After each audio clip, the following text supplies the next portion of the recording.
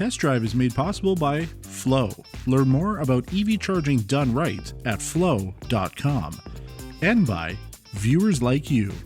Thank you.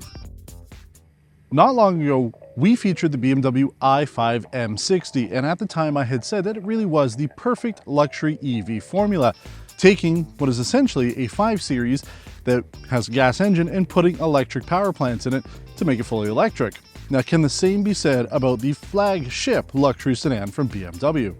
This, my friends, is the 2024 BMW i7 M70 xDrive, a long wheelbase, full-size luxury sedan that happens to be fully electric. Now, the vehicle here in front of us, as tested, $227,000 with delivery, about $212,000 in the US if you configure it about the same way. Now, why are you going to be spending nearly $250,000 on this vehicle? Well, under the bodywork, not so much the hood, are 2 electric motors producing 650 horsepower, 749 pound-feet of torque. That is 50 horsepower and 122 pound-feet of torque more than the M760 Li that we featured several years ago. That was a V12 twin turbo. This produces more power. 0 to 60 time in 3.7 seconds. That is pretty incredible from such a huge vehicle.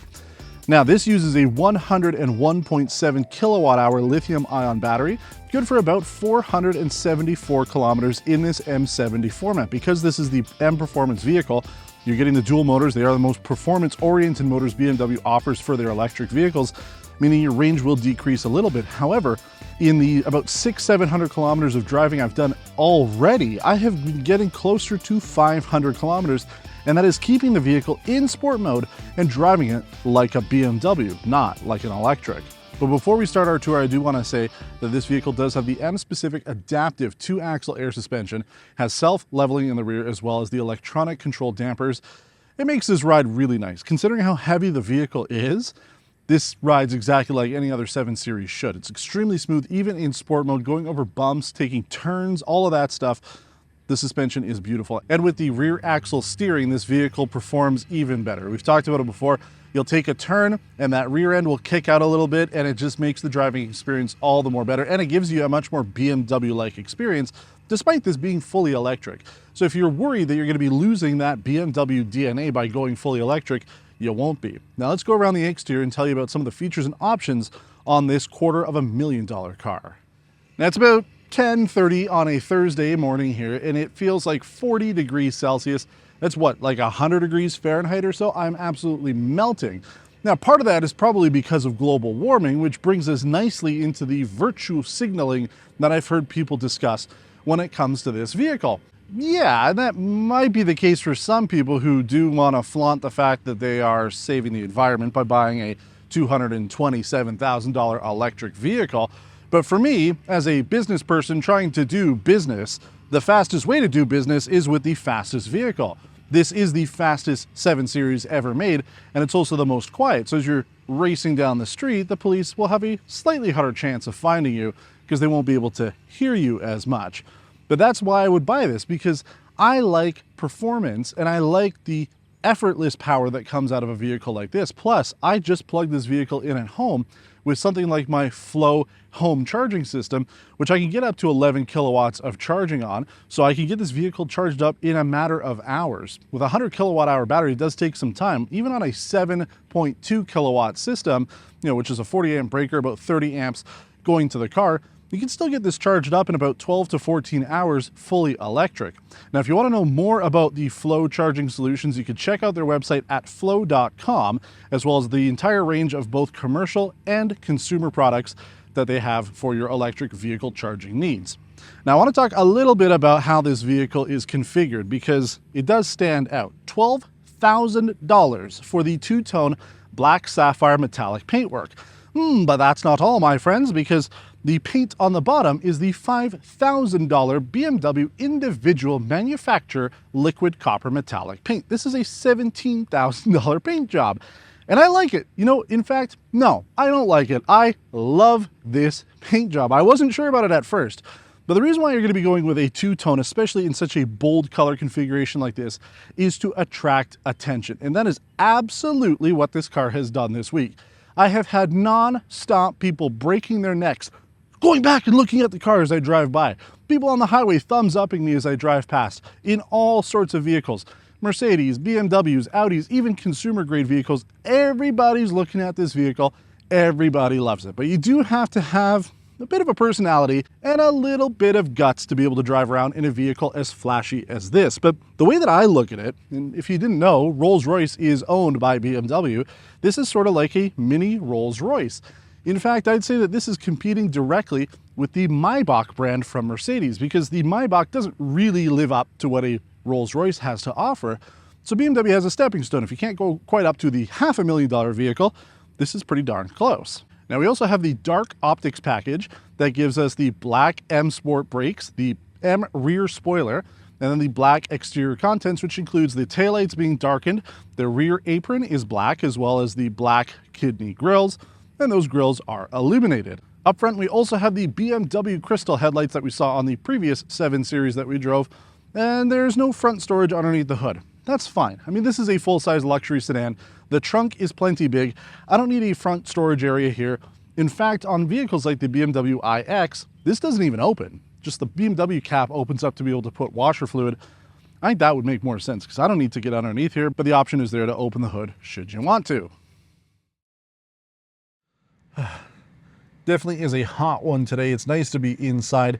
I am able to set the vehicle to schedule the climate control and charging and all that. We've talked about that before with the BMW i5. I did put the preconditioning climate on during the time we were filming, and then, like with most electric vehicles, the driver exits the vehicle, opens the door, the whole thing shuts off. So I was able to start the vehicle by going through the passenger door. It's kind of an us problem as journalists, not so much something you're going to need to do on a daily basis. But if you are the driver, you're running into the store, you've got people in the vehicle, you just set the climate to continue running. So it is cool back here, and the great thing is I have controls through all of that through the touchscreen built into the doors. Either passenger on the sides of the vehicle have access to that. You can control the seats, the climate system, the radio, all sorts of things from there. It works pretty well. I've sat in a pretty good position here. I'm pretty comfortable, but we do have a number of packages on the rear that I want to talk specifically about, including the rear comfort package. I think that's a must, especially for a long wheelbase luxury vehicle that gives you ventilated, multifunction, and massaging seats on top of the heated seats that come standard. We also have the wireless phone charger built into the armrest. That could be a nice plus if you are being driven around in this vehicle and you want to be able to charge your phone.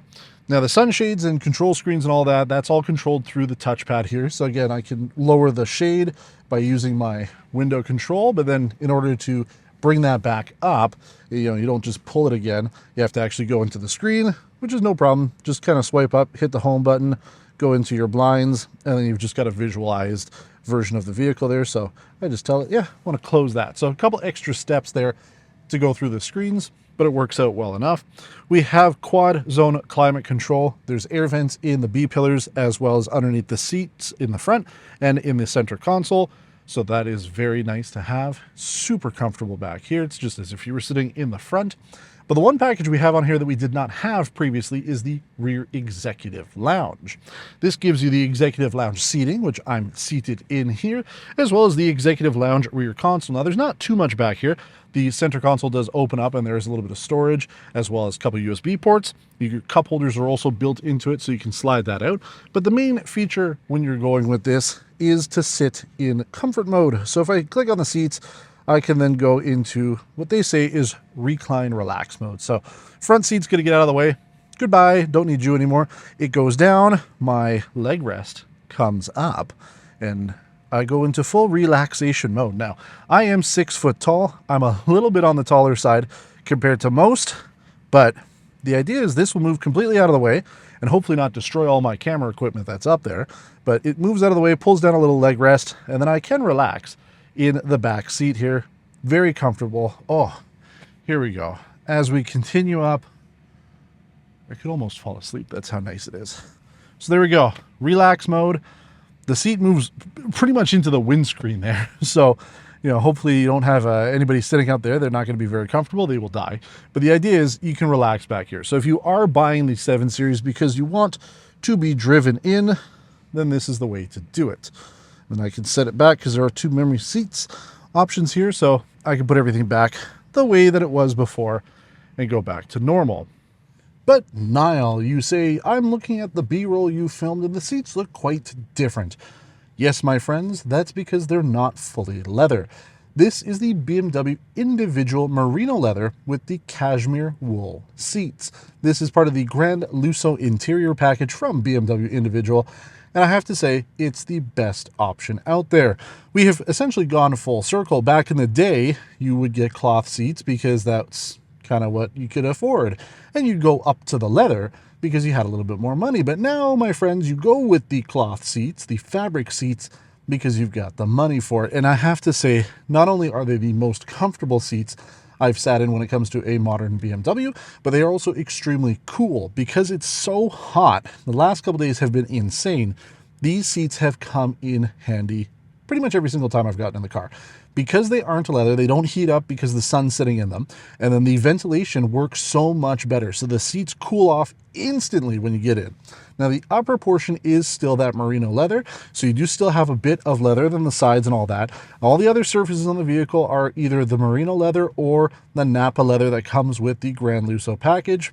Very nice. We have the Alcantara roofliner as well. You also get the M carbon trim that comes on the Grand Lusso package. Truthfully, the interior here is sublime. It is what you would expect from a vehicle that costs this amount of money.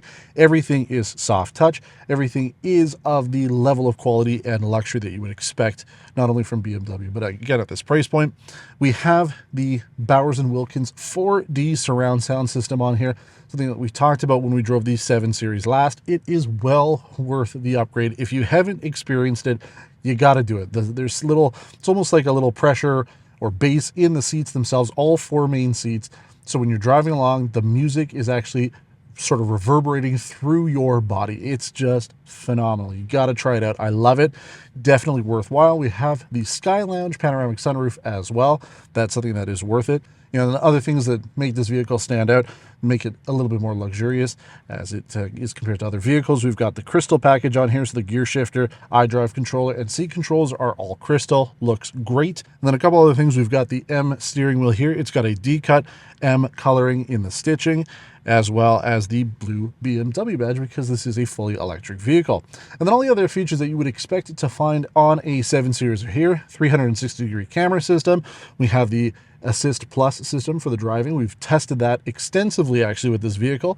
So as you're driving along on the highway, the vehicle will drive for you. Now, one thing I'll note is if you're drinking a coffee, you got to put the coffee back down. If you're holding it, even if you're holding it out of the way, car still says you're distracted. So it's meant to be an eyes on the road, hands off system, but it has worked out very well.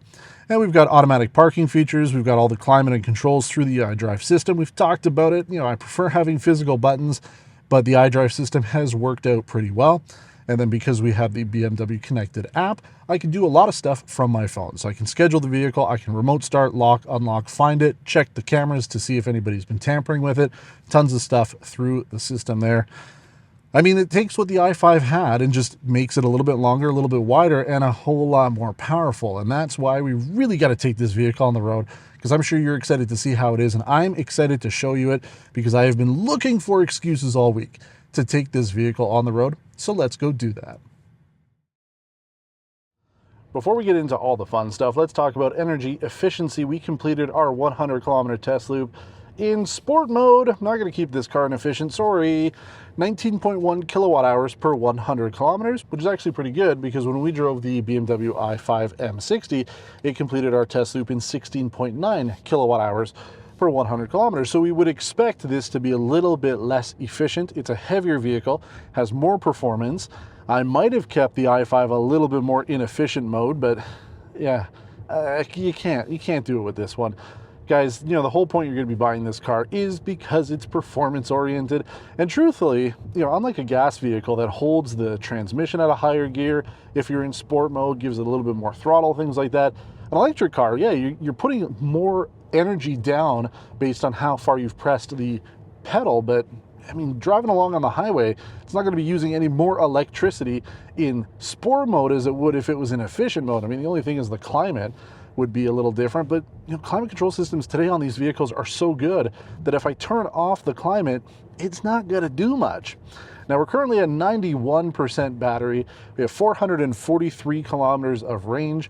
Usually when I start this up in the morning, it's got about 500.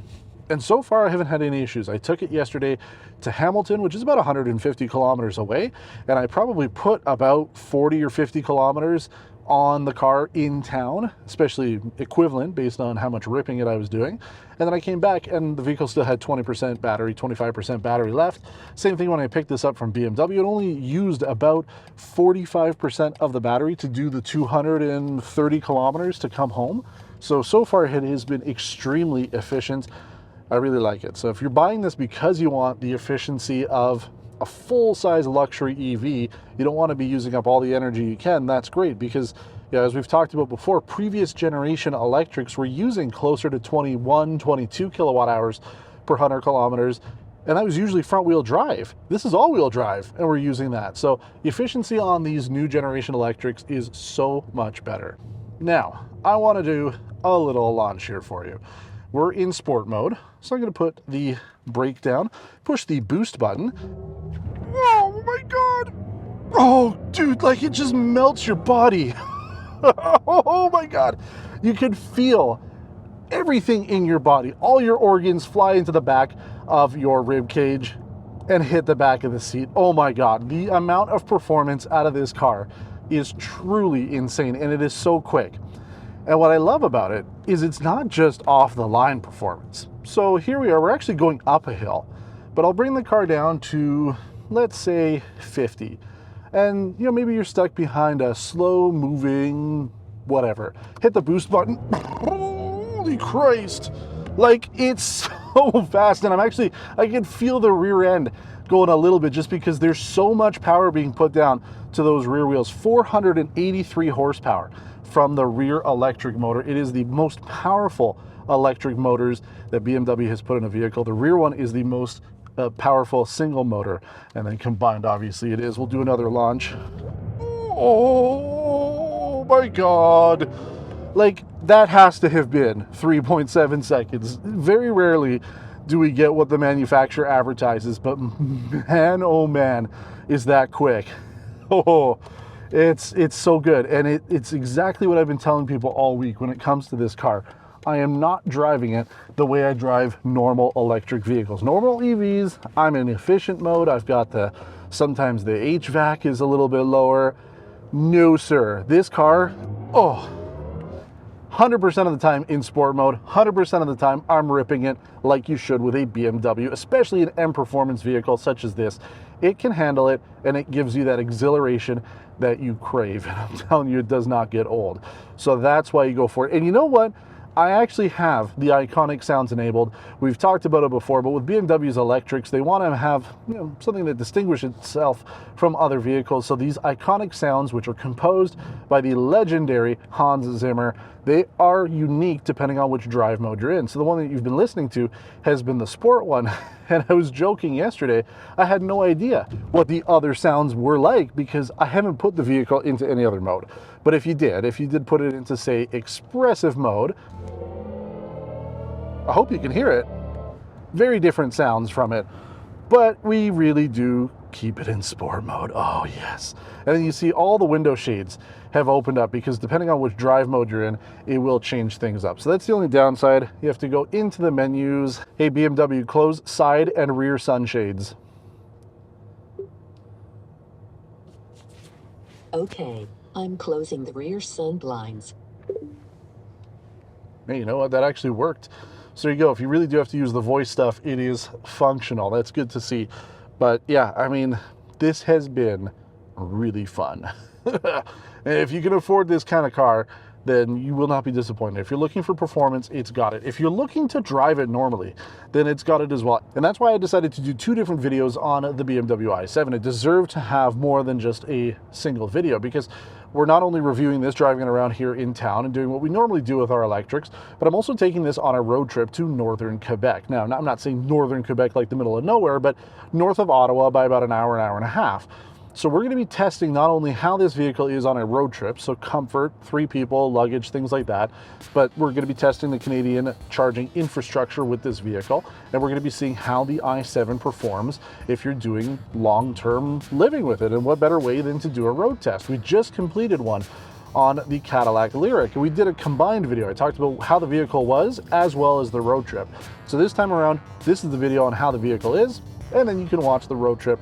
And I highly recommend you do that because I think the results are going to be quite interesting. We've mapped it out just to see exactly where we're going to be going, but it's going to be fun. But I'm excited because this has been such a fun vehicle to drive. I've really loved being in it. I've loved the color combination and just the reaction of people on the road.